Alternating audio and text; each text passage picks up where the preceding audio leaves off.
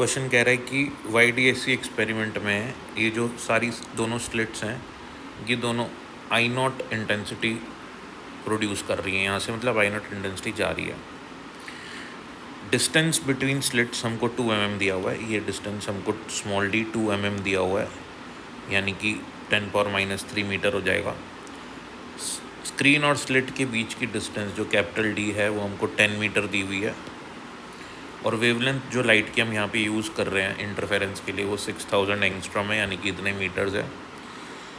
Intensity हमको find करनी है किसी भी एक स्लिट के सामने कितनी इंटेंसिटी प्रोड्यूस होगी। इंटरफेरेंस यहाँ पे हो रहा है ऐसे, तो कितनी इंटेंसिटी प्रोड्यूस होगी।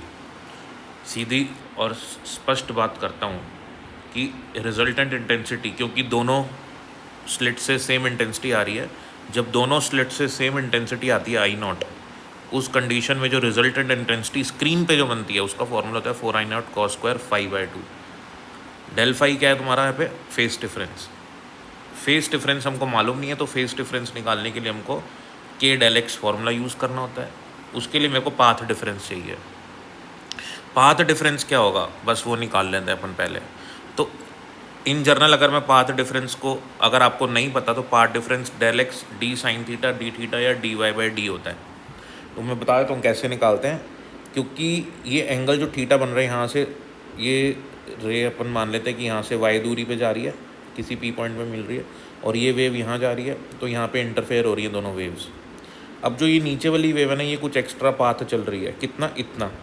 देखो जब मैंने यहाँ पे परपेंडिकुलर डाली तो आपको दिख रहा होगा कि ये वाली डिस्टेंस और ये वाली डिस्टेंस लगभग बराबर है, तो यानी कि नीचे वाली वेव लगभग ये इतना एक्स्ट्रा पाथ चली। ठीक है, तो मैंने इस एंगल को थीटा माना, और यहाँ से सेंटर से भी एक लाइन ड्रॉ करी, और इस एंगल को भी थीटा मान सकता हूँ क्योंकि थीटा बहुत छोटा एंगल है। तो जितनी ये स्ट्रेट लाइन इस पी पॉइंट पे बन रही है, उतना ही ये स्ट्रेट लाइन पी पॉइंट पे एंगल बना रही है, क्योंकि थीटा बहुत छोटा एंगल है।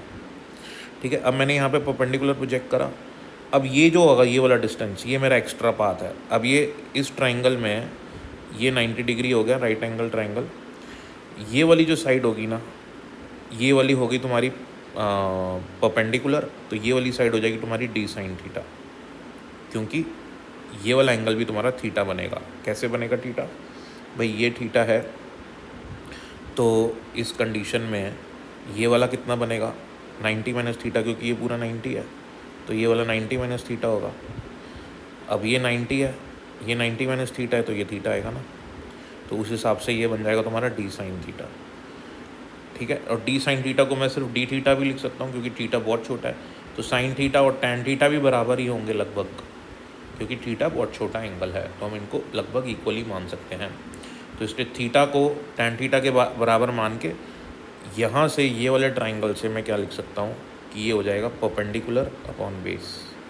परपेंडिकुलर हो गया y, बेस हो गया कैपिटल D, तो y/d लिख दिया मैंने।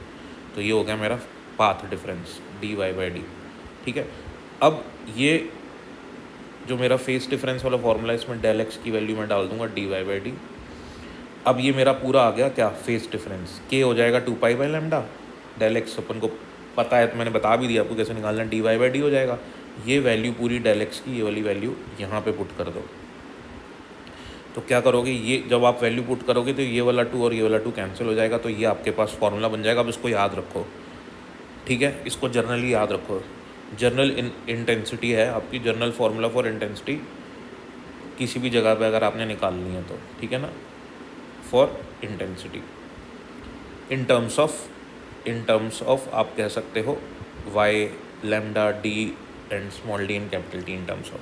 अब यहाँ पे मेरे को पता है क्वेश्चन कह रहा है कि स्लिट किसी भी एक स्लिट के सामने मतलब दोनों वेव्स इंटरफेयर कर रही हैं, तो यानी कि ये पूरी डिस्टेंस d है, तो ये वाली डिस्टेंस d का आधा डिस्टेंस है, आधा d ये है, आधा d है, तो y मतलब ये सेंटर से डिस्टेंस, सेंट्रल मैक्सिमम से डिस्टेंस d/2 हो जाएगा। तो यहाँ पे जो ये अपना y आ रहा है ना, ये y, इसकी जगह अपन ने छोटा d/2 पुट कर देना है। ठीक है, और सारी वैल्यूज़ अपन को गिवन है, छोटा y की जगह d/2 पुट करना है। 1 × 10⁻³ ये वैल्यू इधर आ जाएगी। बात आ रही है समझ में आपको? ठीक है, और ये जो हमारे पास y दे रखा है, इसकी जगह भी अपन d/2 पुट कर देंगे। ठीक है, और d/2 की वैल्यू क्या है अपनी, ये यही वैल्यू है, तो ये दोनों वैल्यूज़ तो अपनी हो गई। पाई की वैल्यू पाई रहने देंगे अपन। लैम्डा और डी, ये लैम्डा और ये डी भी अपन को गिवन है। जब हम ये सारी वैल्यूज़ ये वाली यहाँ पे पुट करते हैं तो अपने पास π/3 बचता है। सॉल्व कर सकते हो आप, वो मैथमेटिकल पार्ट है, उसमें आप अच्छे हो ही, उसमें कोई दिक्कत वाली बात नहीं है, आसान है, यही आएगा।